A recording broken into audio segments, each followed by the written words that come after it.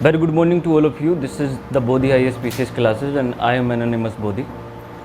We have completed the story of India till the ancient history of India and medieval history of India. And today's session is about Indian art and culture. This is very important and most interesting part also of the medieval history. So we will discuss today culture. What is culture और इसके क्या क्या factors होते हैं, आखिर culture होता क्या है। कल्चर के बारे में बहुत सारे एक तरीके से मिथ और व्यूज हम कह सकते हैं। जब हम पढ़ते हैं तो मिलते हैं कि what is the difference between culture and civilization और कल्चर एग्जैक्टली होता क्या है। UPSC mains examination, preliminary examination में आर्ट एंड कल्चर का बहुत अहम एक तरीके से रोल होता है और उसी के पॉइंट ऑफ व्यू से देखते हुए आज हम जो है आर्ट एंड कल्चर की क्लास आप लोगों को देंगे। मेडिवल हिस्ट्री में आपने जैसे एंशिएंट हिस्ट्री में पढ़ा, मेडिवल हिस्ट्री में पढ़ा, तो कुछ चीज़ें आपको पढ़ते हुए ध्यान में रखनी है। आर्ट एंड एंशिएंट हिस्ट्री में आपको बताया मैंने, अगर हम सोसाइटी के हिसाब से चलते हैं तो Indus valley civilization was the first urbanization. Second urbanization जो स्टार्ट हुआ एंशिएंट हिस्ट्री में वो कब हुआ?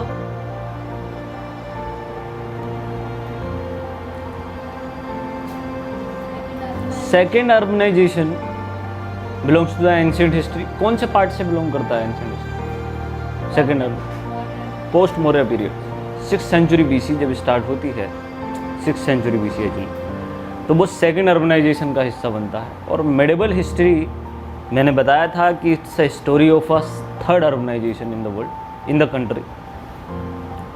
तो सिंपल भाषा में अगर हम कह सकते हैं कि भाई तीसरी अर्बनाइजेशन का जो है हमने स्टडी किया मेडिवल हिस्ट्री में। मेडिवल हिस्ट्री में हमने इस्लामिक स्टेट्स, स्पेसिफिकली दिल्ली सल्तनत और मुग़ल साम्राज्य को हमने पढ़ा है इंडियन हिस्ट्री में। इसके बाद फ्यूडलिज्म का प्रभाव, इम्पैक्ट, ये सब एक इम्पोर्टेंट फीचर के तौर पर पढ़े हैं मेडिवल हिस्ट्री में। अब कल्चर की बात करते हैं कि संस्कृति या कल्चर कहते किसे हैं, इसके कितने फैक्टर्स होते हैं, कौन कौन सी चीज़ें इसमें आती हैं, तो ये चीज़ समझ लो आप पहले। देखिए कल्चर की डेफिनेशंस बहुत सारी हो सकती हैं कि भाई जैसे एंथ्रोपोलॉजी में कहा जाता है कि जो भी हमारा बायोलॉजिकल है उसे छोड़कर जो भी हम सोशल करते हैं अपनी पूरी इंटायर लाइफ में, it will be the part of culture. ये एंथ्रोपोलॉजी की डेफिनेशन के टाइप का हो गया। अगर मैं आपकी इसे जो है इसके ग्रास रूट में जाऊं तो this word culture created by the word cult, किससे बना है? कल्ट से। और कल्ट एक रूट वर्ड है, एक ऐसा वर्ड है जिससे बहुत सारे शब्द बने हैं। जैसे कि कल्ट से क्या बना है? कल्टीवेट बना है। कल्टीवेट समझते हैं क्या होता है? कल्टीवेट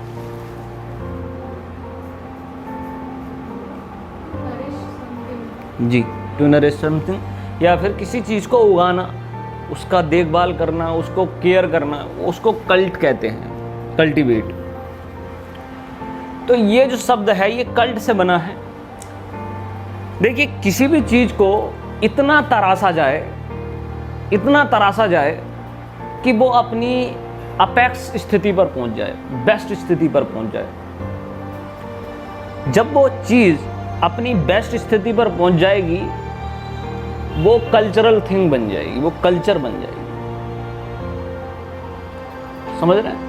फॉर एग्जाम्पल एक व्यक्ति है जिसके पास में एक मैदान है, खेत है, वो उसे इतना ज़्यादा कल्ट करे, इतना ज़्यादा मतलब उसे कल्टीवेट करे, जोते उसे अच्छी तरीके से, उसे उसकी क्योर करे, तो ये जो पर्टिकुलर चीज़ बनी वो कल्टीवेट बनी, कि उसने खेत को क्या कर दिया, कल्टीवेट कर दिया। ऐसे ही जब हम अपनी सोसाइटी, अपने इंडिविजुअल, अपने ऑर्गेनाइजेशन को कल्टीवेट करते हैं, क्या करते हैं, तब जो है ये क्या कहलाता है, कल्चर कहलाता है। बात समझ में आ गई? ये मैंने आपको एसेंस दिया है कल्चर का। अब इसके बेसिस पर आप एग्जाम्पल इकट्ठे कर सकते हैं। सपोज आप कोई भी एक्टिविटी करते हैं तो आप उस तरह से कीजिए कि वो अपने अपेक्स रूप में पहुंच जाए। आप खेलते हैं तो उसे उस तरह से खेलें कि वो क्या पहुंच जाए, अपने अपेक्स में पहुंच जाए। ठीक है, एक अंत तो हो सकता है किसी भी गेम का, परफेक्शन के साथ में, एक ऑर्डर के साथ में, तो वो उसके कल्चर का हिस्सा बन जाएगा। वो क्या बन जाएगा, एक संस्कृति बन जाएगी। इस तरह से सारी एक्टिविटीज़ किसका रूप ले लेती हैं, कल्चर का रूप ले लेती हैं। अगर हम कोई मकान बना रहे हैं, शेल्टर, देखिए मकान का मतलब ही क्या होता है, शेल्टर होता है। अब शेल्टर झोंपड़े में भी होता है, तंबू में भी होता है, टेंट में, घर एक छोटे सिंपल आवास में भी होता है, महल में भी होता है, होता तो शेल्टर ही है ना। तो शेल्टर का जो अपेक्स रूप है, परफेक्शन फेज है, वो हमारे कल्चर का हिस्सा बन जाएगा। एक लिमिटेड टाइम में, एक लिमिटेड रीजन में किसी भी पर्टिकुलर एक्टिविटी या थिंग का अपेक्स रूप कल्चर कहलाता है। ठीक, और फिर वो संस्कृति जो है जन्म ले लेती है। फॉर एग्जाम्पल, पहले कूद रहे थे, ठीक है, पहले सिर्फ कूद रहे थे, लेकिन फिर कुछ इस तरह से कूदे कि अपनी पहचान बना ली। एक लिमिटेड एरिया में, एक लिमिटेड टाइम में हमने एक ऐसा पर्टिकुलर सेगमेंट स्टार्ट किया जिससे कि एक पहचान बन गई, एग्जिस्टेंस हो गया उसका। उसको कहेंगे हम कल्चरल डांस। समझ रहे हैं? भांगड़ा है पंजाब का, गिद्दा है, तो क्या है, किसी ने कोई सोच समझ कर तो किया नहीं होगा कि भाई भांगड़ा में ये रूल एंड रेगुलेशंस होंगे, फिर बाद में किसी ने डांस किया होगा। पहले तो भांगड़ा हुआ होगा, उसके बाद में क्या हुआ होगा, उसका अपेक्स आया होगा, उसको ऑर्डर दिया होगा, उसके कानून नियम आए होंगे। कथक, कथकली, ये डांस फॉर्म्स हैं। कैसे बने बता दिया आपको। एक पर्टिकुलर टाइम में, एक पर्टिकुलर सोसाइटी में कोई भी एक्टिविटी जो हम करते हैं उसको थोड़ा नरेट कर दें, हम उसको थोड़ा सा ऑर्डर में ले आएं और फिर उसे जो है एक बेहतरीन पहचान दिला दें, वही संस्कृति है। समझ रहे हैं? वही क्या बन जाएगी, संस्कृति बन जाएगी। तो किसी भी चीज़ को कल्टीवेट करना अपनी सोसाइटी में, अपनी ह्यूमन लाइफ में कल्चर कहलाता है। ये बात समझ में आई कि संस्कृति किसे कहते हैं। और कल्चर बहुत वेल्दी भी होता है, पुअर भी होता है, स्ट्रॉन्ग भी होता है, कमजोर भी होता है। कल्चर के कई रूप होते हैं। कल्चर, जैसे कि इंडियन कल्चर की बात करते हैं तो Indian culture is very very strong culture actually. जितनी पुरानी सिविलाइजेशन है, चाहे बेबीलोन की सिविलाइजेशन हो, इराक की सिविलाइजेशन है, ये इजिप्ट की सिविलाइजेशन हो, मैसेडोनिया की सिविलाइजेशन हो, इंडस वैली सिविलाइजेशन हो, माया सिविलाइजेशन हो, ये जो सिविलाइजेशन हैं इन्होंने एक बहुत लंबे टाइम, बहुत पहले जो है, बहुत पहले एंशिएंट हिस्ट्री में अपनी सोसाइटी को एक कल्चरल रूप दे दिया था। वो खेले तो कुछ इस तरह से खेले कि उनका ऑर्डर था, खाना भी उन्होंने ऐसे खाया कि उनका ऑर्डर था, कपड़े भी पहने तो उनका ऑर्डर था, मकान भी बनाए तो उनका क्या था, ऑर्डर था। तो उन्होंने जो आइडेंटिफिकेशन दिया वही चीज कल्चर कहलाई। आगे चल के टाइम चेंज होता है और कल्चर बदलते रहते हैं, समझ रहे हैं। रिच और पुअर कल्चर की बात कैसे, सपोज मुंबई में धारावी है, धारावी का अपना कल्चर है, गली बॉय, ठीक है, अखा इंडिया अपन को जानेगा रे, क्या है ये कल्चर ही है। बट हम इसे स्ट्रॉन्ग कल्चर कहेंगे, नहीं कह सकते, इसे कहेंगे इट्स अ वीक कल्चर। कौन सा कल्चर है ये, वीक कल्चर। एक तरफ well educated, well defined, well nourished आप भाषा बोल रहे हैं, ठीक है, आपने उसमें संस्कृत के अल्फाज यूज़ किए, उर्दू के अल्फाज यूज़ किए, आपने उसमें इंग्लिश के अल्फाज यूज़ किए, बहुत सारी चीज़ों के साथ में आप बड़े फ्लक्चुएशन के साथ में प्रेस कर रहे हैं। इसका मतलब कल्चरली क्या है, ये पर्टिकुलर स्ट्रॉन्ग है, समझ रहे हैं। इसलिए कल्चर मजबूत होता है, कल्चर कमज़ोर होता है। इस चीज़ को समझ गए कल्चर कैसे मजबूत और कमज़ोर होता है। और जब हम इंडिया, पूरे वर्ल्ड की जब हम रिसर्च करते हैं तो बड़ा ताज्जुब होता है, मतलब इस वजह से हम कुछ कह नहीं पाते, क्योंकि सोसाइटी में राइट बीइंग इफेक्ट देखने को मिलता है। यूपीएससी का एक अहम पर्टिकुलर टॉपिक जो है वो फेडेड हो चुका है इस पर्टिकुलर वजह से। लेकिन मैं आपको वो बताऊंगा, बहुत इंपॉर्टेंट क्लास है आज की, यकीन रखना, सबसे ज़्यादा इंपॉर्टेंट क्लास है आज, सबसे ज़्यादा जितना मैंने अभी तक पढ़ाया है उस हिसाब से। तो इंडिया में अब क्या है, 3 अल्फाज मैंने आपको पूरे के पूरे यूज किए हैं पूरी एंशिएंट और मेडिवल हिस्ट्री सुनाते हुए, भारत के लिए स्पेसिफिकली। पहले तो भारत, दूसरा मैंने यूज किया हिंदुस्तान, और तीसरा मैंने यूज किया इंडिया, ठीक है। इस चीज से ही इसके एसेंस को समझने की कोशिश करना। भारत बहुत स्ट्रॉन्ग चीज है, बहुत बहुत ज्यादा, जगत गुरु है, विश्व गुरु है। और एंशिएंट हिस्ट्री का जो टाइम रहा इंडिया का, वो वेल कल्चर्ड रहा, वेल कल्चर्ड, इसलिए वैदिक कल्चर कहा। यह बहुत स्ट्रॉन्ग चीज है, किसी रिलीजन से रिलेटेड नहीं है ये। भारत का मतलब ही है ज्ञान। क्या है, ज्ञान। ऑलवेज रिमेंबर, ऑलवेज, ये एसेंस है इंडिया का, यही है भारत। भारत का मतलब क्या है, ज्ञान है। इस भारत को बड़ा डिफेम किया गया है, बहुत ज़्यादा डिफेम किया गया है। एंशिएंट हिस्ट्री को बहुत बहुत बड़े पैमाने पर डिफेम किया गया है। लेकिन भारत आज भी जो जिंदा है, वो पूरी की पूरी इस इंटायर नेशन में आज भी सबसे इंपॉर्टेंट चीज वो भारत ही है। हिंदुस्तान को भारत बचाएगा, इंडिया को भी भारत बचाएगा। आज इंडिया संकट में है, इंडिया, भारत नहीं, कौन, इंडिया। भारत तो कभी संकट में हो ही नहीं सकता। भारत का तो मतलब ही ज्ञान है।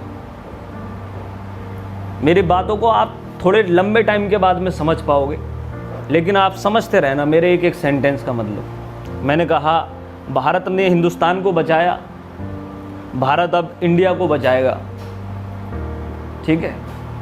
और भारत का जो मतलब है वो बड़ा इतना सिक्योर है, ये इसका कोई बाल बांका नहीं कर सकता। This is the way forwarder. Entire world को एक नया वे देने की ताकत रखता है। तो भारत, ये मैं आपको बताऊंगा अभी आर्ट एंड कल्चर में ही। भारत किसे कहते हैं, भारत का मतलब क्या। भारत का सिंपल मतलब है ज्ञान। क्या है, ज्ञान। और ज्ञान भी कैसा? बुद्ध वाला।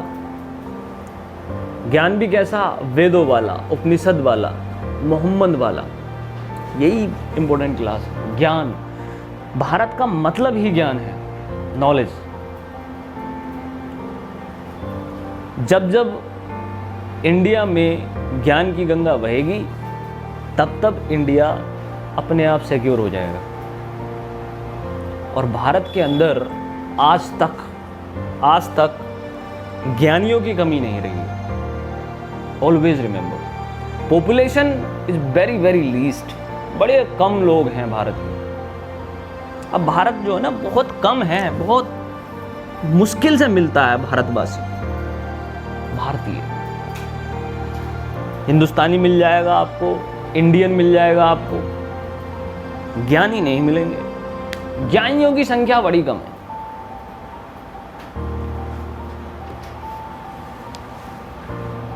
तो जो संख्या कम है, मगर घबराने की जरूरत नहीं है। कम होने से कुछ नहीं होता, संख्या में तो कुछ होता ही नहीं है।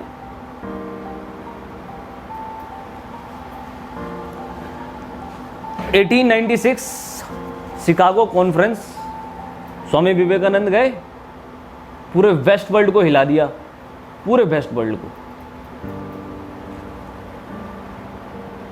ठीक है, एक नई फिलोसफी दी रिलीजन की। एवरी रिलीजन, हर एक रिलीजन की गंगा बना दी एक। ये है भारत। उससे पहले गौतम बुद्धा गए थे, पूरे के पूरे एशिया को हिला दिया था। समझ रहे हैं? इंडिया का जब भी हम सेटबैक देखते हैं एंशिएंट हिस्ट्री में, ये बताऊंगा मैं आपको, सबसे बड़ा सेटबैक इंडिया का अब तक रहा है कि भारत से बुद्धिज्म रिलीजन, जो बुद्ध में हीनयान वाला जो रिलीजन है बुद्ध का, वो लुप्त हो गया। ये भारत का सबसे बड़ा ड्रॉबैक था, जिसकी वजह से इंडिया बहुत सफर करेगा, करता ही है। और बुद्ध के खत्म होने का कोई एक कारण बता सकता है? बुद्ध रिलीजन इंडिया से खत्म होने का? ब्राह्मणिज्म कैसे? ठीक है,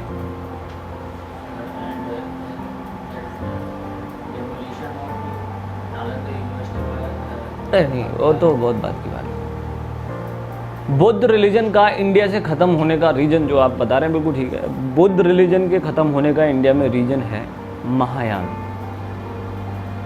क्या है? महायान ब्राह्मणिज्म से मिल गया। जब पूजा ही करनी है बुद्ध की, तो विष्णु की कर लो, भगवान शिव की कर लो, किसी की भी कर लो। ये महायान ने बुद्धिज्म को बर्बाद कर दिया।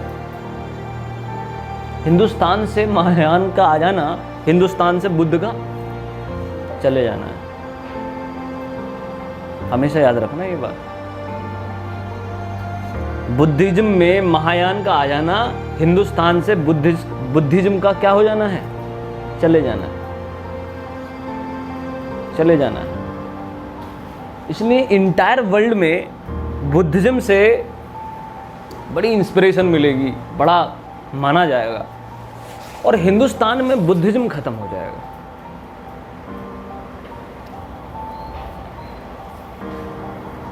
तो वो वाला इफेक्ट बोल रहा हूं मैं। इसका मतलब है ज्ञान। बुद्ध गए, they belongs to universe, they don't belong to Gaya और बिहार और इंडिया, उत्तर प्रदेश वगैरह वगैरह। यूनिवर्स, तभी तो इंटायर यूनिवर्स मानेगा जब आप यूनिवर्स से बिलोंग करोगे। स्वामी विवेकानंद गए,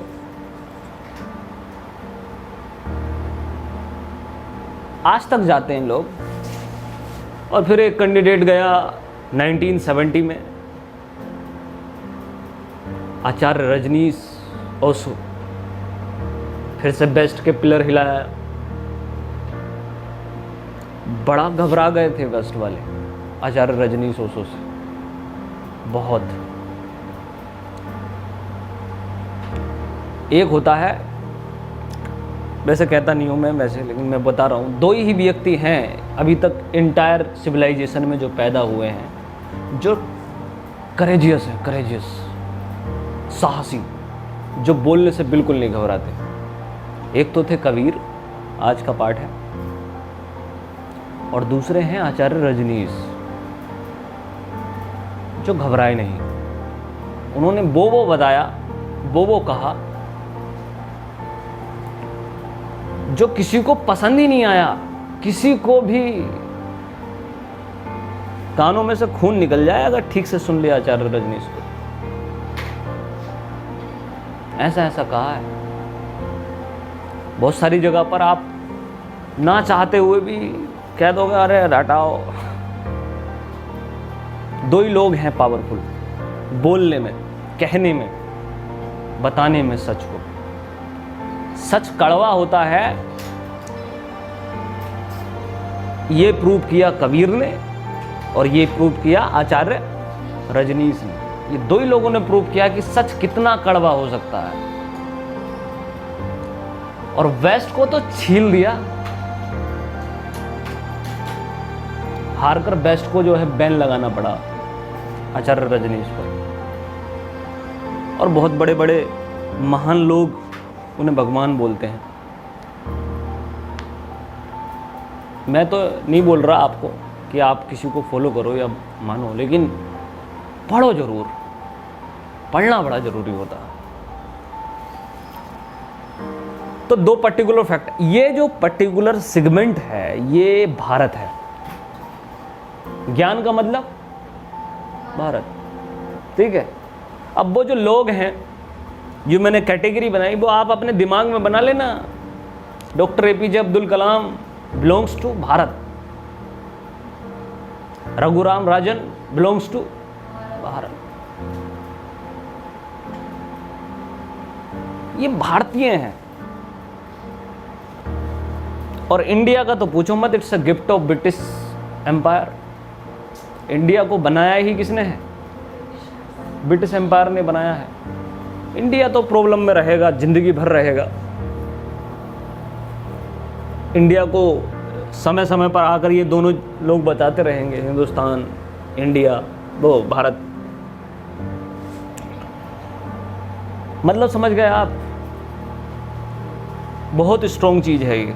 फिर दोबारा आ रही है, हल्की सी आ जाएगी खुद ब खुद। बस एक वर्ल्ड वॉर हो जाए,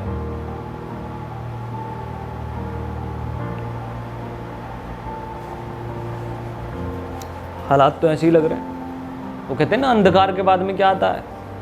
सवेरा। बहुत डेंजरस टाइम चल रहा है, उसके बारे में बात करेंगे। तो भाई कल्चर की बात समझ में आई। कल्चर है किसी भी एक्टिविटी को कल्टीवेट करना, किसी भी एक्टिविटी को। हमने तो हर चीज को कल्टीवेट किया है। India was the first country who cultivate the काम सूत्रा इन एंशियंट हिस्ट्री। बादशाहन की किताब है काम सूत्रा। इस बात से ही पता चल जाता है कि हमारा कल्चर कितना रिच होगा, कि हमने उस सेगमेंट को भी डिफाइन किया।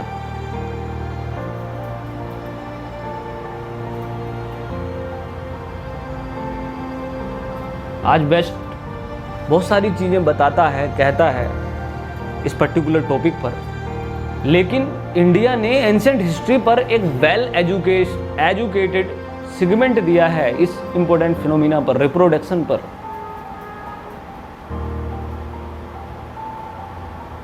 तो आप आंक नहीं सकते इसकी पावर।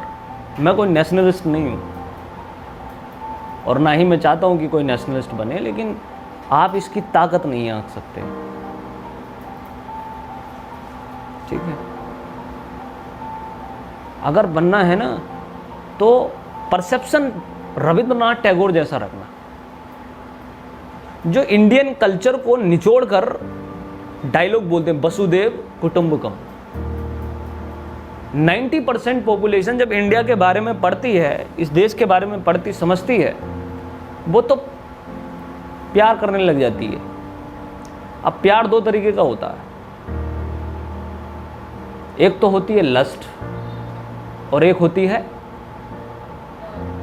प्रेम। लस्ट क्या है? अंधा, कुछ है ही नहीं, सुन ही नहीं रहे हैं किसी दूसरे देश की, समझ ही नहीं रहे हैं। और प्रेम तो फिर आजाद है। जब आप इंडिया के बारे में पढ़ेंगे, समझेंगे, इसके कल्चर के बारे में पढ़ेंगे, तो आप ऑटोमेटिकली उससे बहुत ज़्यादा अटैच हो जाएंगे। और जब अटैच हो जाएंगे तो आपकी आइडियोलॉजी बनेगी नेशनलिस्ट। कौन सी? 99% लोगों की आइडियोलॉजी ऐसी ही हो जाती है। अब वो जो 1% लोग बचे ना, वो लोग समझ पाते हैं द मीनिंग ऑफ वसुदेव कुटुंबकम। जब आप हिंदुस्तान को जानने के बाद में वसुदेव कुटुंबकम जैसा सेंस देने लगी तुम्हारी आत्मा, तो समझ लो कि आप समझ गए। और जो आपको बुरा लगने लगा, बोले अरे सब बेकार है, ये तो पाकिस्तान उड़ा दो, बांग्लादेश उड़ा दो, सऊदी अरब तो है ही नहीं, और यूरोपियन तो बेकार हैं, वेस्ट वर्ल्ड बेकार है, सबसे ज़्यादा विश्व गुरु कौन? हम ही हैं, बाकी सब पानी कम है। ऐसा होगा नहीं होगा? बताओ। ये जो फीलिंग, यही कारण है कि क्राइसिस हो गया इंडिया में। लेकिन ट्रैक बता दिया, रविन्द्रनाथ टैगोर बनना है वसुदेव कुटुंबकम की थ्योरी से। स्वामी विवेकानंद बाउंड्री को तोड़ देंगे, बुद्ध बाउंड्री को तोड़ देंगे, रजनीश बाउंड्री को तोड़ देंगे, अमर्त्य सेन, रघुराम राजन सब बाउंड्री को तोड़ देते हैं। कल्चर तो बेसिकली कल्चर जितना महान होगा उतनी ही महान वो देश होगा, वो सोसाइटी होगी। बात समझ में आ गई? जैसे कि किसी परिवार के संस्कार होते हैं ना, क्या होते हैं? संस्कार is the main measurement for wealth, main measurement for the status of house, main measurement of house. संस्कार ही किसी भी घर का क्या बताते हैं? ठीक, एक तरीके से प्रतिबिंब बताते हैं।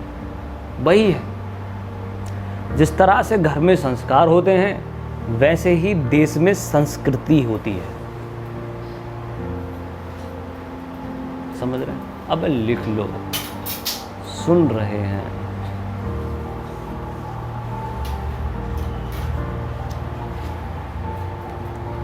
संस्कार एडिकेट, जैसे एडिकेट्स वैसा घर, और जैसे एडिकेट हैं घर में वैसा ही कल्चर है देश में। कल्चर महान रहेगा, देश महान रहेगा। एग्जाम्पल दे रहा हूं इस बात का।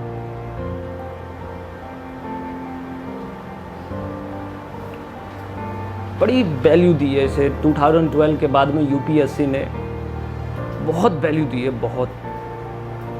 एक अलग से सेगमेंट डाला, बोले आर्ट एंड कल्चर अलग से, बहुत वैल्यू हो गई इसमें। इन्वायरमेंट है और ये है,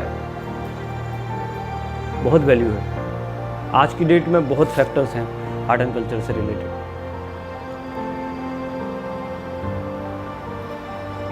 आर्ट एंड कल्चर में, कल्चर में आपको समझ में आ गया। दूसरा इंपॉर्टेंट बात मैं आपको एग्जाम्पल दे देता हूं इस बात से रिलेटेड। जहां जहां महिलाओं की स्थिति, देखो जो अब ये जो एक सोशल फैक्टर है, सोशोलॉजी का फैक्टर है, मैन और वुमेन, तो मैन और वुमेन जहाँ कल्चर अच्छा रिच रहेगा वहाँ वुमेन को मैन के बराबर तवज्जो दी जाएगी, समझ गए। जहाँ कल्चर रिच नहीं रहेगा, चाहे ट्राइबल हो या कोई भी एरिया हो, वहाँ वुमेन को दोयम दर्जे का समझा जाएगा, ठीक है। तो इसका एग्जाम्पल ये है कि जहाँ जहाँ महिलाओं को सोसाइटी ने, कंट्री ने ज़्यादा तवज्जो दी, उस देश का कल्चर और भी ज़्यादा क्या रहा, महान रहा, रिच रहा।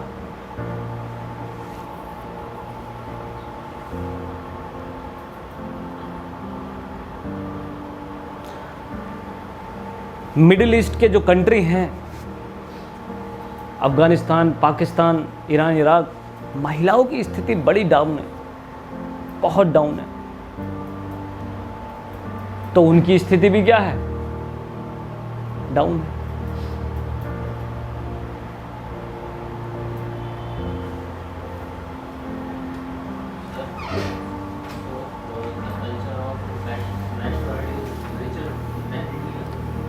कल्चर का तो कल्चर का तो जो है एक फैक्टर नहीं है ना, मैं बता, और भी बहुत सारे फैक्टर्स हैं। मैं आपको एक एग्जांपल ले रहा हूँ फैक्टर का कि महिलाओं की स्थिति को लेकर ये पर्टिकुलर बात है। देखिए, सबसे छोटी यूनिट ऑफ द सोसाइटी क्या होती है, पॉलिटिकल यूनिट, ठीक है, सामाजिक यूनिट, फैमिली। फैमिली से बनता है समाज, क्या बनता है, सोसाइटी, और सोसाइटी से बनता है नेशन, और नेशन से बनता है वर्ल्ड। फैमिली, परिवार, फिर उससे बनता है समाज, उससे बनता है राष्ट्र, उससे बनती है दुनिया।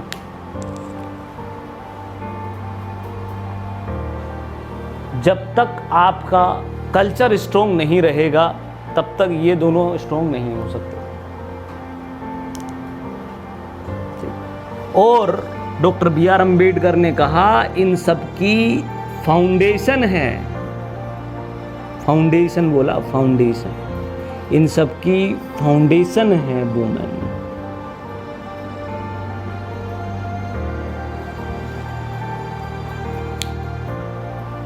इन सब की फाउंडेशन है वुमेन। बहुत बहुत बड़ा। सर, आपको इकोनॉमिक रिफॉर्म करना है, वुमेन को आगे बढ़ा दो, इससे बढ़िया इकोनॉमिक रिफॉर्म हो जाएगा कुछ। आपको सोशल रिफॉर्म करना है, वुमेन्स को आगे बढ़ा दो। पॉलिटिकल रिफॉर्म करना है, वुमेन्स को आगे बढ़ा दो। कितना बेहतरीन है। सारे रिफॉर्म्स महिलाओं से जुड़े हुए हैं।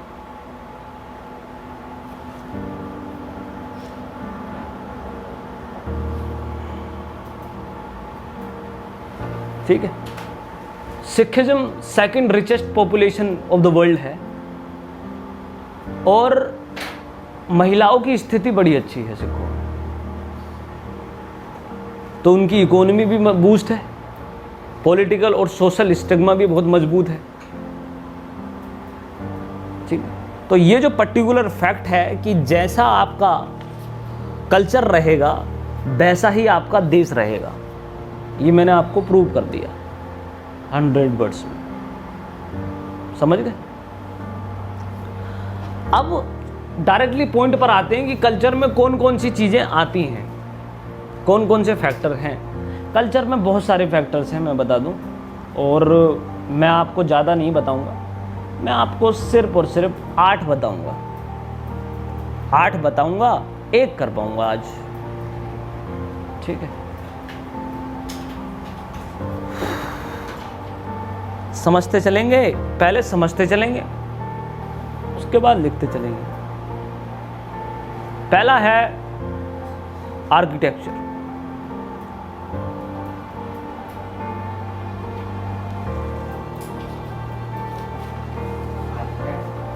जी, आर्किटेक्चर। अब देखिए, आर्किटेक्चर जो होता है इसको हिंदी में कहते हैं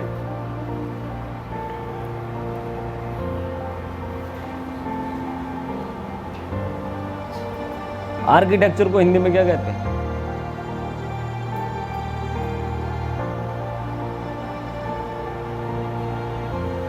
अबे रोक लो, बदतमीज हो।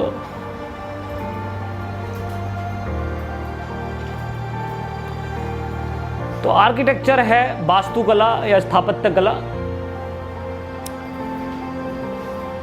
पहला सेगमेंट है कल्चर का।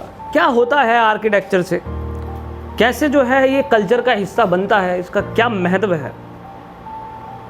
जैसे कि अगर आपको बताऊं मैं, सब्सिस्टेंस इकोनॉमी रहेगी, जैसे कि ऋग्वेद की थी, जैसे इस्लाम की थी। तो सब्सिस्टेंस इकोनॉमी में कभी भी आर्किटेक्चर होगा? नहीं, देयर इज नो आर्किटेक्चर। तो ऋग्वेदिक पीरियड की हम इंडिया में बात करते हैं तो there is no architecture, there is absence of architecture. पहली बात तो ये है।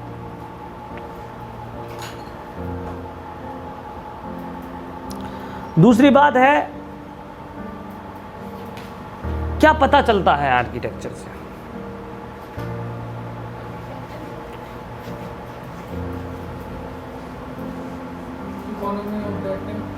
बहुत बढ़िया, इकोनॉमी ऑफ दैट टाइम पढ़ के आए हो, चलो ठीक है। इकोनॉमी ऑफ दैट टाइम, और दूसरी चीज और बता दो।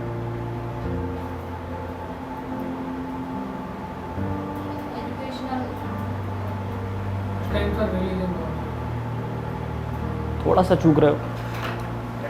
देखिए, दो बातें आर्किटेक्चर हमें बताता है। नंबर 1 जो इन्होंने बताई,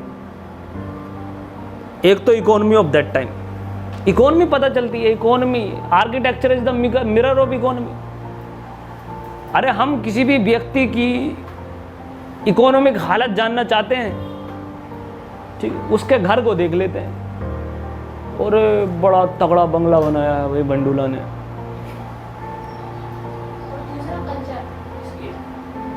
ठीक है, तो एक तो इकोनॉमिक स्टेटस पता चलता है आर्किटेक्चर से। आप देखिए, मुगल सल्तनत, शाहजहां के टाइम पर क्या बनाया हमने? ताजमहल बनाया है, कुछ तूती बजाने वाला। जब देखते हैं ताजमहल को तो कुछ देर तो आंखें फटती हैं। ओहो, क्या बनाया है। सब भूल जाता आदमी, हिंदू मुसलमान सब एकदम कुछ देर एनलाइटेड, वो कहते हैं ना हिप्नोटाइज करना, कुछ देर करता है ताजमहल हिप्नोटाइज व्यक्ति को। चीज ही ऐसी है। देखिए, आप कभी अलग अलग वैरायटी में जा जाकर देखिए, कभी बाइक के साथ जाके देखिएगा, कभी मम्मी पापा के साथ। ताजमहल बड़े काम की चीज है। ठीक, एक तो इकोनॉमिक स्टेटस, दूसरा और बता दो। नहीं भाई, दूसरा है philosophy of the states. Philosophy, क्या? तो ये तो हम जानते ही नहीं बिल्कुल कुछ। फिलोसफी, स्टेट की फिलोसफी बताता है। आप देखिए, दिल्ली सल्तनत, कुतुब मीनार, और उसमें जो है ना हल्का सा डिजाइन आएगा मस्जिद वाला, हल्का सा। जब मैं आपको तरीका बताऊंगा कल्चर को पढ़ने का, तो बड़ा शानदार तरीका है ये। वास्तविकता ये है कि देखो, ये ना गुंबद बनाने की कोशिश करेगा ये आर्किटेक्चर। क्या बनाने की? गुंबद, डोम। अब ये जो गुंबद बनाने की कोशिश करेगा, तो इसकी पहली कोशिश होगी कुतुब मीनार। ठीक है, 2.5 दिन का झोंपड़ा, सबसे पहला कंस्ट्रक्शन दिल्ली सल्तनत का। तो वो लोग जो है ना, उसका गुंबद ठीक से नहीं बना पाएंगे, इतनी एक्सपर्टीज ही नहीं है। तो गुंबद से हमें, और इस पर्टिकुलर डिजाइन से, क्या बोलते हैं इसको?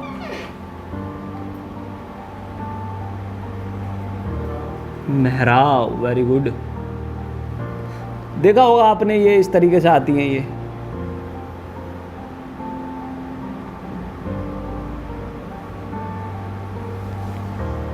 मस्जिद वगैरह में भी होती है, और ये वैसे इस तरीके का कंस्ट्रक्शन होता है।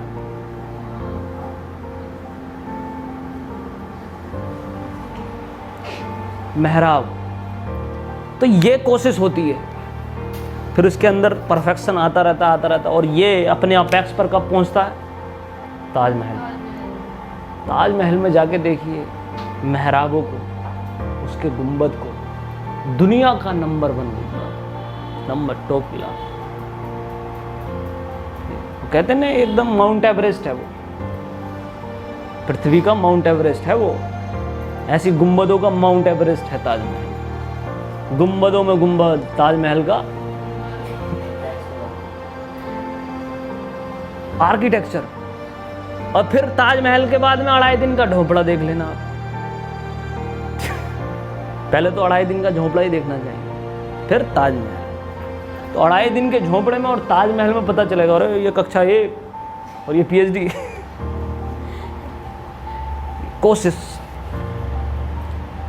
और ऐसे ही आपको मिडिवल हिस्ट्री, एंशिएंट हिस्ट्री और बाकी जितने भी आर्किटेक्चर पढ़ने हैं उसका इसी तरह से टेबल बना के पढ़ना है और सब क्लियर हो जाएगा, उसी में मिल जाएगा अंदर। तो टेबल मैं बता दूंगा आपको कैसे। तो आर्किटेक्चर ने 2 बातें बताई हमें, एक तो इकोनॉमी ऑफ द स्टेट और दूसरी चीज़ फिलोसफी ऑफ द स्टेट। इससे पता चल रहा है ना फिलोसफी का कि हाँ भाई इस्लामिक फिलोसफी है। क्या है? Islamic philosophy. आप देखिए जिस क्षेत्र में ज़्यादा कांटे होते हैं, जिस क्षेत्र में ज़्यादा चोर होते हैं, तो वहाँ के बड़े बड़े लोग क्या करते हैं, अपनी दीवारों पर शीशे लगवा लेते हैं, कुछ तार लगवा लेते हैं। देखते ही पता चल जाएगा कि भाई माहौल ठीक नहीं है। समझ रहे हैं? चोर उचक्के बहुत ज़्यादा हैं। ये है आर्किटेक्चर, बता रही है फिलोसफी। समझ रहे हैं नहीं? अभी मंदिर को लेको, टेंपल को लेको, टेंपल का हिसाब किताब क्या है?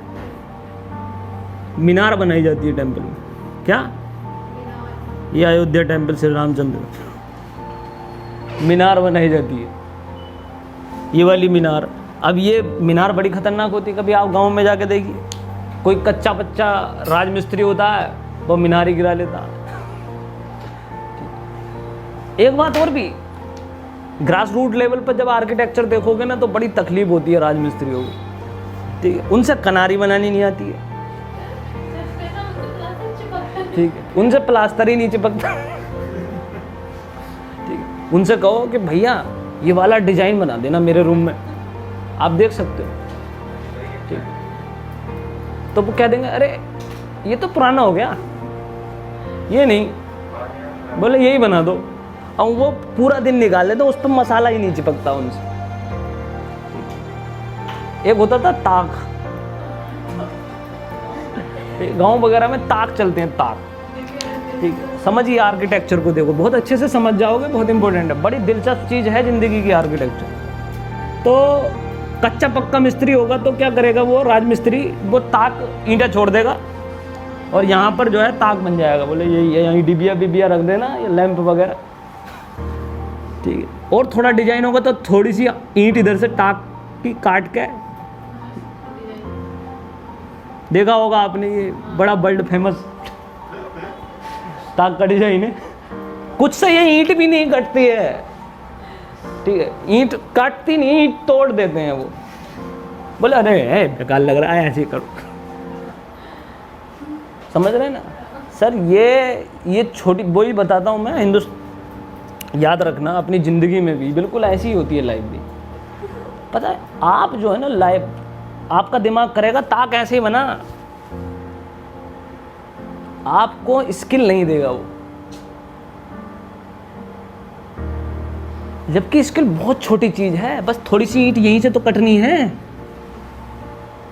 लेकिन जान निकाल देगी, मसाला नहीं चिपकेगा। जिंदगी भी बिल्कुल वैसी होती है। बोले न्यूज़ सुन ली? हाँ सुन ली। पढ़ लिया न्यूज़पेपर? पढ़ लिया पूरा, ताक है। ठीक है, कुछ पूछ लो, पढ़ लिया। ठीक, ये नहीं आएगी स्किल।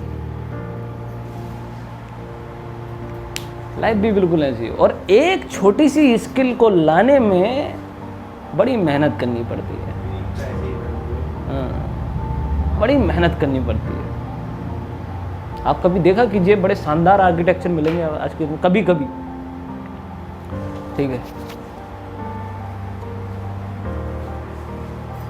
जब आपको मॉडर्न हिस्ट्री पढ़ाऊंगा मैं, मॉडर्न हिस्ट्री में एक सीन दिखाऊंगा, किताबों में भी है वो। वैसे जो फ्लैग है ना ब्रिटिश ईस्ट इंडिया कंपनी के एम्पायर का फ्लैग, वो विक्टोरिया ने अपने लॉबी में लगवा रखा था। और उस लॉबी में उस टाइम पर वो बना, बड़ा लोग बाग देखने जाते हैं, यूं कर गए है। हाँ जी, पेंटिंग बनी हुई है। खैर, तो आर्किटेक्चर दो बातें बताता है, ठीक है। ऋग्वैदिक पीरियड में कोई आर्किटेक्चर नहीं मिलेगा, क्योंकि ऋग्वैदिक पीरियड में रिचुअल्स थे। क्या थे? वैदिक पीरियड में क्या थे? रिचुअल्स थे, हवन करते थे। अब हवन में तो मंदिर की भी जरूरत नहीं होती, कुंड खुदवा लो और बस स्वाहा। इसीलिए ऋग्वैदिक पीरियड में इंडिया में कोई भी आर्किटेक्चर नहीं मिलेगा।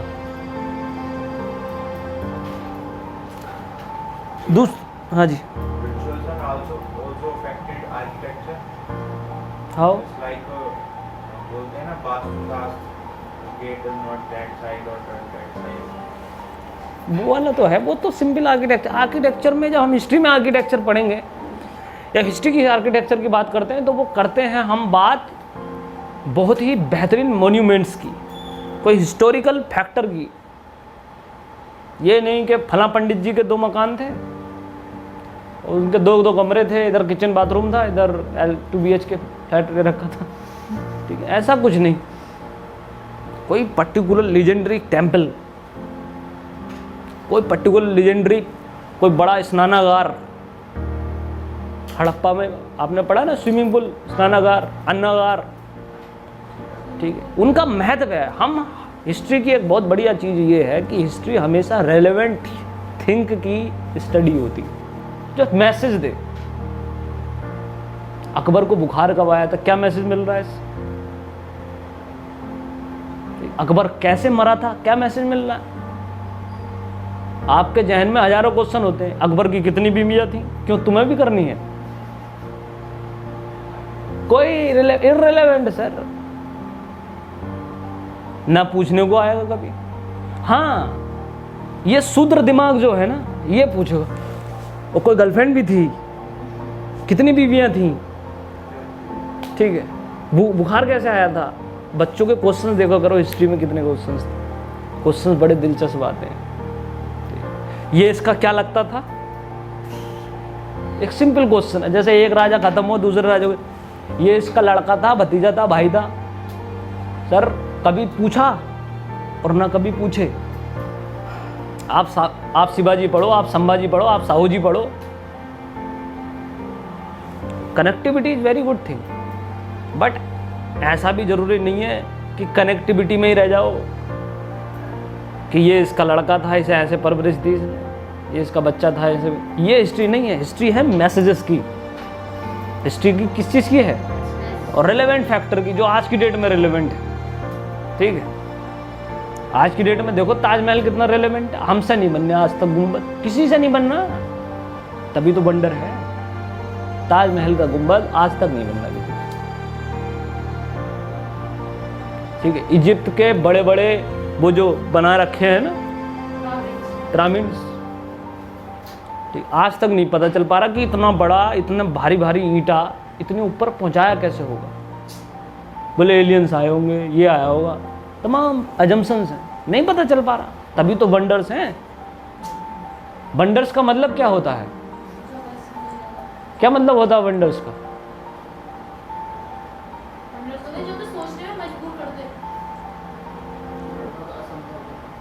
जो चीज़ असंभव हो, सोचने पर मजबूर कर दें कि भाई हुआ कैसे होगा, ये नहीं समझ में आ रहा कैसे होगा। पीछू की मीनार ऐसे है, यूँ ग्रेविटी टेढ़ी, समझ रहे? यहाँ छज्जा गिर जाता, ठीक है। उन्होंने पूरी की पूरी मीनार टेढ़ी खड़ी कर रखी है, वंडर नहीं है? चलो देखो,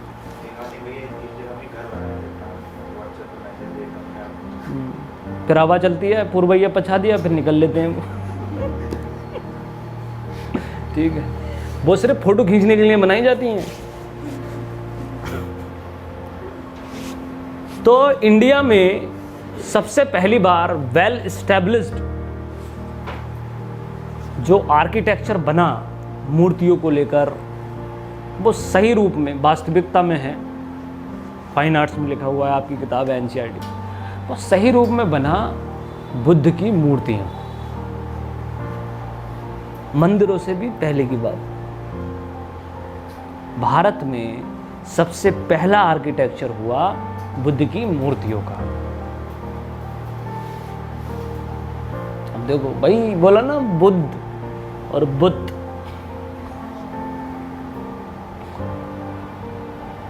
6th सेंचुरी बीच। देखो आर्किटेक्चर इकोनॉमी का पर क्या है, वो है, ठीक है, 2 तक।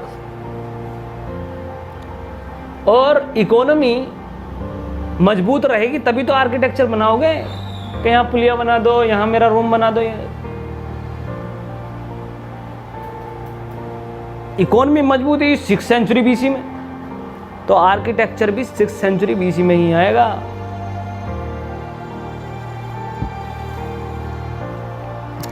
बुद्ध की मूर्तियां, अब बुद्ध की जो मूर्तियां हैं उसमें 2 तरीके की शैली है, 2 तरीके की डिजाइन है। सबसे पुरानी डिजाइन जो बुद्ध की मूर्तियों का है वो है गंधार आर्ट। गंधार कहाँ है, ठीक है, तो उसका आर्ट लिया, बड़ी फेमस हुई बुद्ध की मूर्तियां बहुत। एज ए गॉड महायान ने प्रस्तुत किया था बुद्ध को, और बाढ़ सी आ गई थी लाफिंग बुद्धा के टाइप की। चलता है ट्रेंड, बहुत बढ़िया से चलता है, हर चीज का अपना एक ट्रेंड होता है। तो गंधार सेल उसमें बहुत इंपॉर्टेंट रही, गंधार आर्ट। दूसरी आर्ट है मथुरा आर्ट, बुद्ध के लिए मथुरा आर्ट। मथुरा आर्ट को जो है देसी बोलते हैं, देसी जी,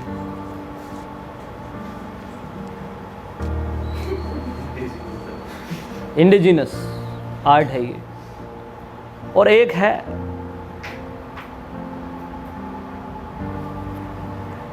अमरावती आर्ट, ये देसी प्लस लोकल का मिक्सचर है।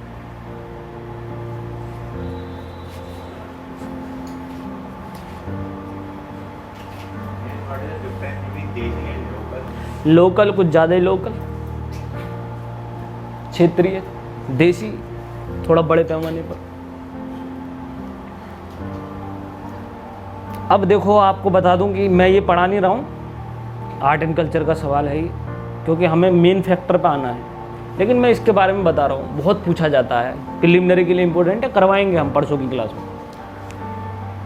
तो बुद्ध से रिलेटेड 4 चीज़ें होती हैं। एक तो चैत्य होते हैं जहाँ पूजा पाठ होती है।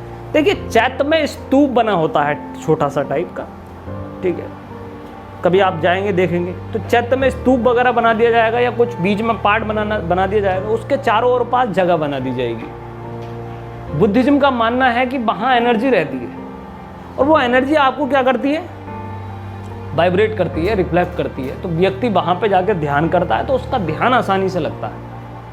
ये चैत्य की पूजा है, बड़ा अच्छा कॉन्सेप्ट है चैत्य में, ठीक है।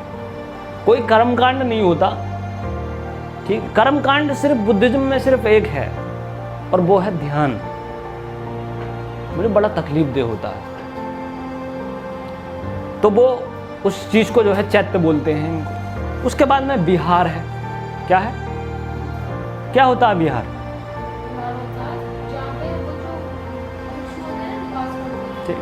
भिक्षुओं के निवास करने की जगह है विहार। और इसके बाद में होते हैं स्तूपास, ठीक है। स्तूपास जस्ट लाइक अ मकबरा। क्या है? मकबरे जो होते हैं, स्तूपास।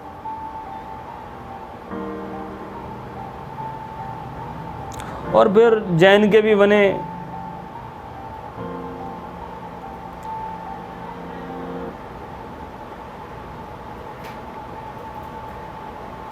अब हुआ क्या, गुप्ता पीरियड ने कमबैक किया, याद है? The comeback of Gupta period means comeback of Buddhism, Brahmanism. Later वैदिक से सीधे एंट्री कहाँ हमारी? ब्राह्मणिज्म में। अब ब्राह्मणिज्म आया फुल फ्लेज्ड, अपनी फुल एनर्जी में, इंतजाज में, एकदम थ्योरी ऑफ इनकारनेशन वाली पूरी तैयारी करने के बाद में तो ब्राह्मणिज्म आया, और ब्राह्मणिज्म ने बहुत अच्छी तरीके से सीखा सब कुछ। बोले अब तो हम हर घाट पर मूर्ति बनवाएंगे, ठीक है, और ऐसी मूर्तियाँ बनवाएंगे कोई उखाड़ ही ना सके, हमारा अस्तित्व नहीं मिले। एक बात और भी है, ये जो स्थापत्य कला होती है, आर्किटेक्चर है, इसका एक बड़ा इंपॉर्टेंट फैक्टर ये है कि इसको आसानी से ख़त्म नहीं किया जा सकता। आसानी से क्या नहीं किया जा सकता? ख़त्म नहीं किया जा सकता। अब मायावती जी ने तमाम मूर्तियाँ बनवाई थी, ठीक है, बड़ी विवादित रहा इशू। तो जब वो मूर्तियाँ बनवाई तो उसका क्या है कि मूर्तियाँ बन गई, अब कितना ही चीखते चिल्लाते रहो, ऐसे ही होता है। जब भी कोई बड़ा कंस्ट्रक्शन भारत में होता है या कहीं पर भी होता है, उसमें बड़ी चिल्लाहट होती है। अभी मोदी जी ने क्या करवाया? Unity of India, statue of unity, Sardar Patel की मूर्ति बनवाई सबसे बड़ी, कितने चीखे लोग, बन गई। नई गवर्नमेंट भी आ जाएगी तो मूर्ति धुलना हटा देगी, बस ये वही काम होता है। आर्किटेक्चर चीज़ ही ऐसी है, आसानी से ख़त्म नहीं होती। अब नादिर शाह जब लूटेगा तो वो ताजमहल उखाड़ के थोड़ी ना ले जाएगा, या तो तोड़ के जाएगा, उखाड़ के नहीं लेके जाएगा, चांस ही नहीं है। बड़े शानदार वो है, उन्होंने लिखा ब्रिटिशर्स को जाते जाते बस एक ही चीज़ का मलाल रहा, ठीक है, बोले कि हिंदुस्तान की सारी चीज़ें तो भूले गए, बस एक ही चीज़ रह गई, ठीक है, ताजमहल जैसे स्मारक जो हैं, लाल किला नहीं छोड़ना चाह रहे थे, ताजमहल नहीं जोड़ा जा रहे थे, दिल खिंच रहा था उनका, बोले उखाड़ो, ये मलाल था उन्हें बस। ये फ़ायदा होता है आर्किटेक्चर का, इतनी पावरफुल चीज़ होती है। तो अब आपको ज़बरदस्त प्रमोशन चाहिए, आप चौराहे पे निकल रहे हो, आप अंबेडकर वाले पर, लखनऊ में सरकार चल रही है योगी आदित्यनाथ जी की, तो व्यक्ति पानी पूरी खाते हुए भी जो है, अरे क्या बनाया भाई साहब, प्रमोशन हो रहा है। आप चौराहे पर जा रहे हो, हाथी की मूर्ति लगी हुई है, देखा आपने, देख कर अरे यार कितनी बढ़िया चीज़ है, बच्चे खुश हो जाएंगे उस हाथी को देखकर, पापा मम्मी खुश हो रहे हैं, अपना सभी खुश हैं, और उनका क्या हो रहा है? ये है आर्किटेक्चर, समझ गए? आज भी हम बोलते हैं लिटियंस की दिल्ली, पार्लियामेंट किसने बनवाया? अंग्रेजों ने। लिटियंस की दिल्ली बोलते हैं, कर्नाटक लिटियंस की दिल्ली। तो जब ब्रिटिशर्स आते हैं ना इंडिया में और उसे देखते हैं, फोटो खींचते हो, और ये चाचा ने बनवाया था, लिटियंस, ये है आर्किटेक्चर। अगला लिखिए। तो गुप्ता पीरियड में किसका कमबैक होता है? ब्राह्मणिज्म का। और ब्राह्मणिज्म जब आया दोबारा, सनातन धर्म जब आया दोबारा, तो दो सुपरस्टार को लेकर आया अपने साथ, ठीक है, ठीक है, एक तो शैव, एक वैष्णव, दो संप्रदाय थे और दोनों को लॉन्च किया और दोनों ने आग लगा दी बढ़िया से। शैव संप्रदाय और वैष्णव संप्रदाय, ठीक है। तो शैव वाले जो पुजारी थे उनको बोला जाता है नयनार, ठीक है, अनबर, वैष्णव, ठीक है। तो इस तरीके से उनके कंस्ट्रक्शन भी बढ़े, विष्णु और शिव के। अब जब गुप्ता पीरियड में विष्णु और शिव का रोल आएगा तो बुद्ध का रोला खत्म हो जाएगा। अब बुद्ध की मूर्तियां नहीं बनेंगी, गंधार शैली, मथुरा शैली, सबके सब बेरोजगारी पे छाए हुए हैं इस टाइम। अब बेरोजगारी किसे कहते हैं, अब आप समझिए। आप अंबेडकर की अच्छी मूर्ति बनाते हैं, आपने बहुत सारी अंबेडकर की मूर्तियां बनाई, आप हाथियों की अच्छी मूर्तियां बनाते हैं, आप ब्लू प्रिंट भी अच्छे से कर रहे थे, अच्छा खासा टाइम चल रहा था आपको, गवर्नमेंट मायावती जी की थी और आपका सही मामला चल रहा था, आप वेल इस्टेब्लिश्ड अच्छे पेंटर और अच्छे आर्टिस्ट हैं। गवर्नमेंट किसकी आ गई? ठीक है, कितने % चांसेस हैं कि तुम्हें रोजगार मिलेगा? वही वाला, आप बेरोजगार हो जाएंगे। ठीक है, बुद्ध के साथ में भी ऐसा ही होगा। अब क्या होगा? टेम्पल्स आर्किटेक्चर आएगा, टेम्पल्स। अब गंधार और ये तीनों शैली जो मैंने बताई वो क्या हो जाएंगी? फेड हो जाएंगी। फेड मतलब धूमिल। और नई आ जाएंगी कौन सी? Temple architecture. टेम्पल का अपना एक आर्किटेक्चर होता है। टेम्पल कभी देखते हो? गए हो टेम्पल में? तो क्या चीज़ अच्छी लगती है टेम्पल में? आर्किटेक्चर। तो होता क्या है, वो मीनार जो बोल रही है, मज़ा तब आता है जब बीच में खोखला हो। ठीक, हाँ। और आप देखना 90% टेम्पल्स में वो खोखला नहीं मिलेगा आपको। ठीक, क्यों नहीं मिलेगा? ठीक, ऐसे ही पाट देते हैं पहले, जो बाहर चाहे बना देते हैं 90%। और जिस टेम्पल का आपको खोखला ये मिल जाए, समझ लो वो टेम्पल है, टेम्पल का आर्किटेक्चर, समझ लो। अरे ऐसा टेम्पल तो हम खुद बना लें थर्माकोल का। ठीक है, फ्लैट नहीं, वो चीज़ चाहिए गुंबद वाली आर्किटेक्चर। तो टेम्पल आर्किटेक्चर स्टार्ट हुए, 3 तरीके के टेम्पल पाए जाते हैं भारत में। North India, south India, sorry central India और साउथ इंडिया। नॉर्थ इंडिया में जो टेम्पल का स्टाइल है, इन्हें नागर स्टाइल बोलते हैं। कौन सा स्टाइल? नागर स्टाइल। और नागर स्टाइल में जो अल्टीमेट टेम्पल है वो है खजुराहो का टेम्पल। बादशाह की कामसूत्रा की जो पुस्तक है उस पर आधारित ये टेम्पल है, द टेम्पल ऑफ खजुराहो।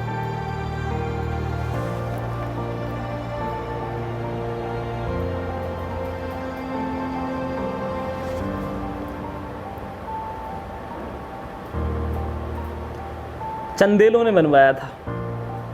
चंदेलों ने बहुत सारे टेम्पल बनाए। जी जी, नॉर्थ इंडिया स्टाइल है। दूसरा स्टाइल है सेंट्रल इंडिया में।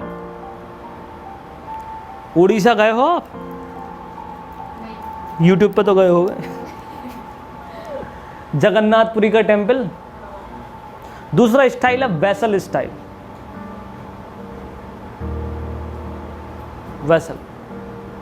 और तीसरा स्टाइल आया अपन का ये साउथ इंडिया, द्रविड़ स्टाइल। ये वैसल स्टाइल जगन्नाथपुरी जी, द्रविड़ स्टाइल, द्रविड़। नहीं, जो वैसल स्टाइल से जगन्नाथपुरी वैसल स्टाइल में उड़ीसा। अगला कौन सा है? द्रविड़ स्टाइल।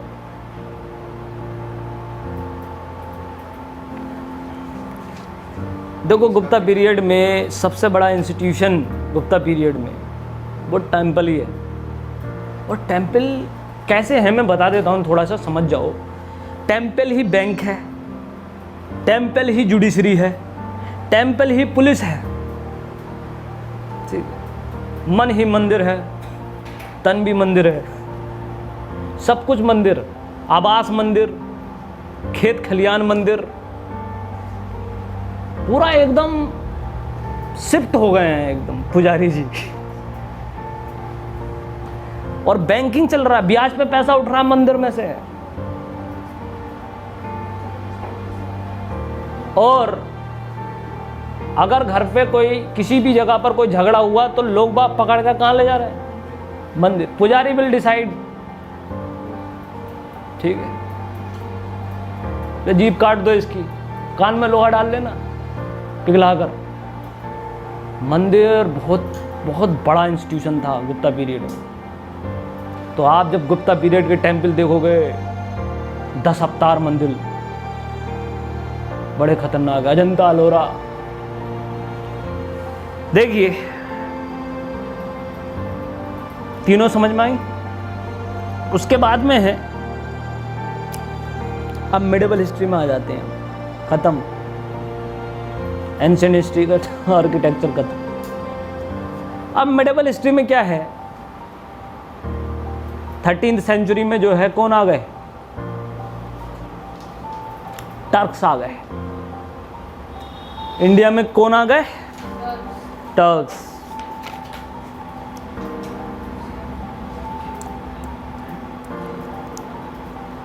तो पहले तो इन्होंने मुआवजा किया, मुआयना किया, मुआयना घूम घूम कर।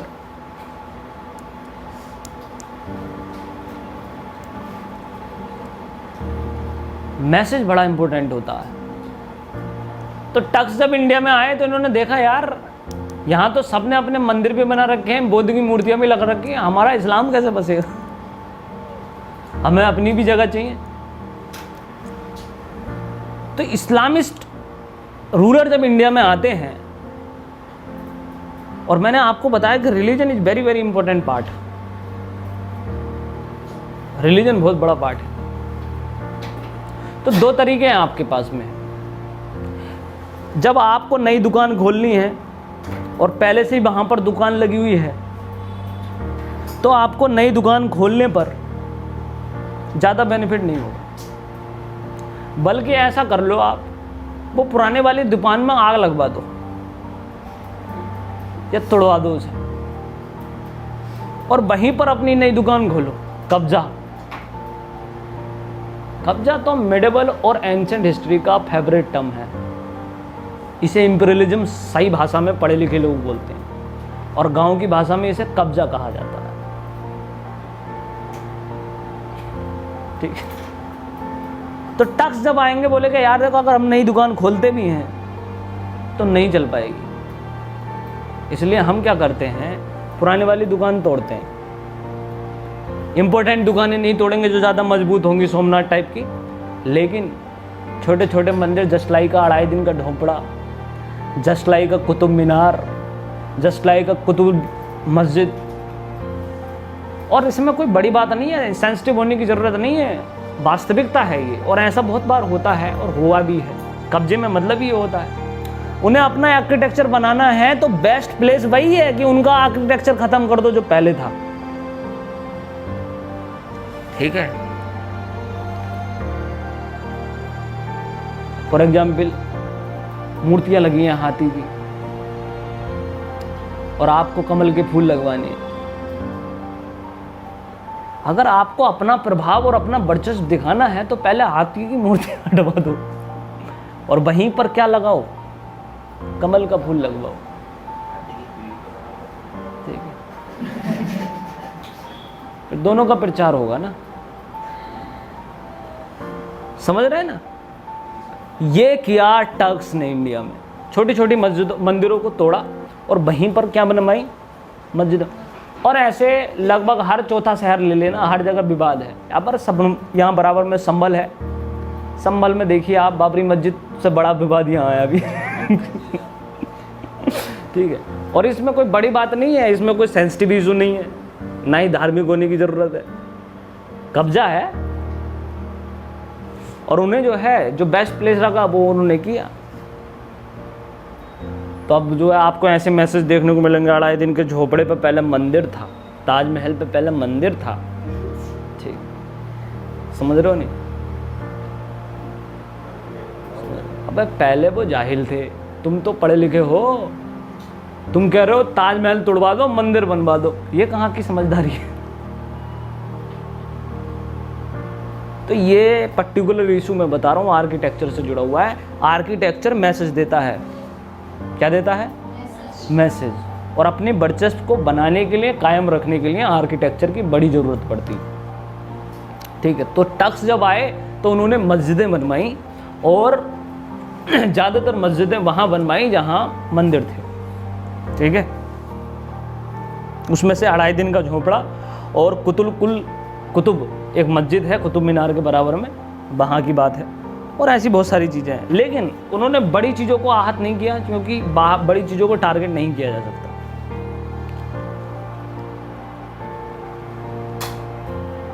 ठीक है। और जब आप इल्तुतमिश की आर्किटेक्चर पॉलिसी पढ़ेंगे और जब आप शाहजहां की आर्किटेक्चर पॉलिसी पढ़ेंगे, उसमें बड़ा अंतर देखेंगे।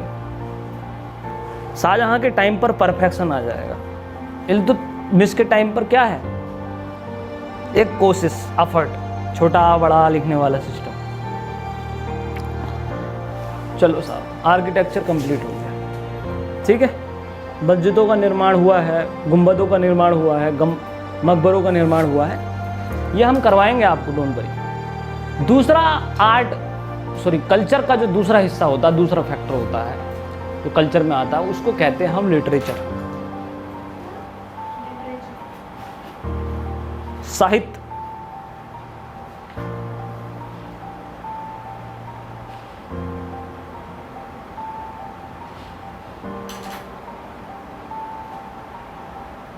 साहित्य तो बता दें आपको कि लिटरेचर जो होता है, literature and cinema are the mirrors of the society. Mirror है, mirror. Literature and cinema are the mirror of the society.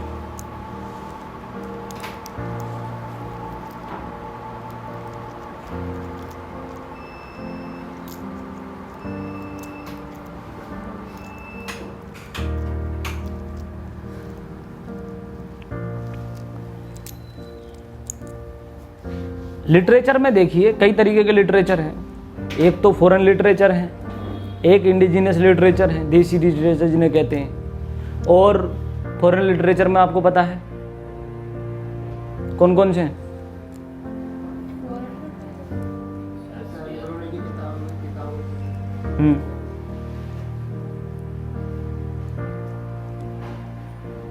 Ancient history की बात करें तो इंडिका है, बादशाह की किताबें हैं, हिनियान, वो वेनसांग,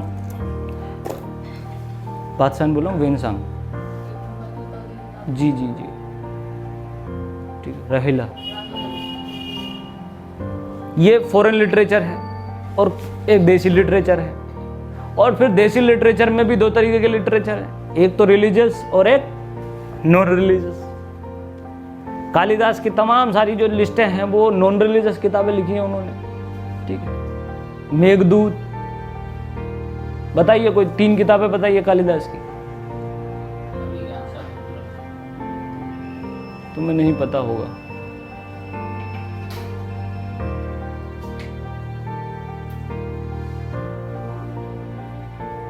समझ रहे हैं? मेघदूत हो गई, अभिज्ञान शाकुंतलम, ये सारी किताबें कैसी हैं? नॉन रिलीजियस है। और रिलीजियस किताबें कैसी हैं एंशिएंट की? महाभारत, उपनिषद, रामायण, स्मृतियां हैं, पुराण हैं, ये सब कैसे हैं? रिलीजियस। ठीक है, वेदांत। तो फिर लिटरेचर जो है क्या होगा? मिरर होगा। ठीक है, सोसाइटी का। इन लिटरेचर को याद कीजिएगा अच्छी तरीके से, हम बताएंगे कैसे कैसे किस किसने क्या क्या किताब लिखी है। तीसरा पार्ट जो आपका रहता है बड़ा इंपॉर्टेंट है, आर्ट कल्चर का जो तीसरा पार्ट है,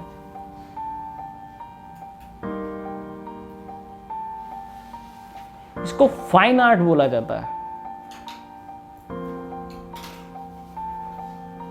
इसको बोला जाता है फाइन आर्ट्स। भैया, inscriptions are also the part of this. जी जी जी जी,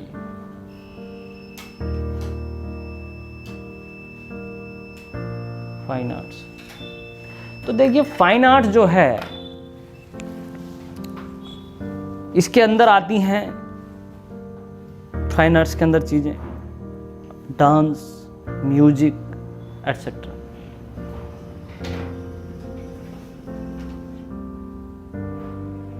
ग्राफ होते हैं, डांस, म्यूजिक होते हैं।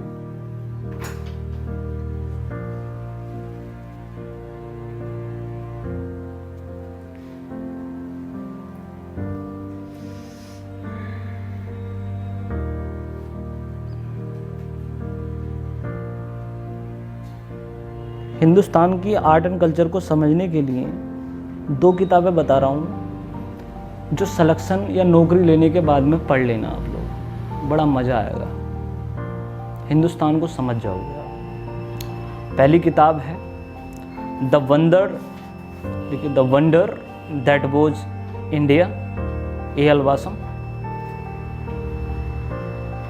The wonder that was India, A L. Basham. दूसरी किताब है the wonder that was India, mister Rizvi. Mister Rizvi वाली किताब मेडिवल हिस्ट्री की बात करती है, मेडिवल आर्ट एंड कल्चर की बात करती है, और ए.एल. वासम ये एंशिएंट और ओवरऑल बात करती है। रोक लेने से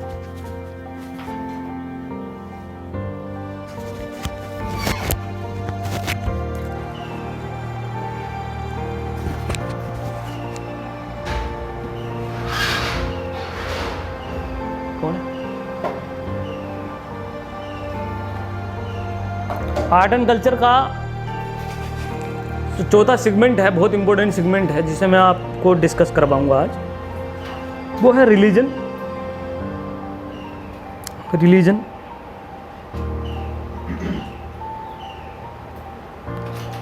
आज का फैक्टर है। पांचवी चीज अगर हम कह सकते हैं, वो कह सकते हैं भाई सोशल स्ट्रक्चर क्या था, साइंस एंड टेक्नोलॉजी या एजुकेशन कैसी है। छठी चीज, ये इसके पर्टिकुलर सेगमेंट है, वो आर्ट एंड कल्चर की क्लास में हम कंटिन्यूस स्टार्ट करेंगे।